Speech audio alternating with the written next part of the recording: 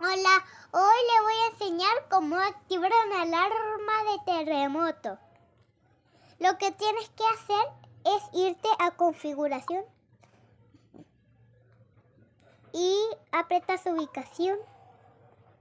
Buscas alertas de terremoto y lo activas. Y para ver cómo se activa, puedes apretar, mira una demostración y así hacer sonido.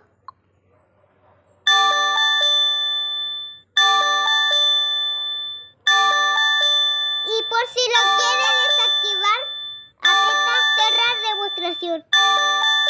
Así se activa una alarma de terremoto.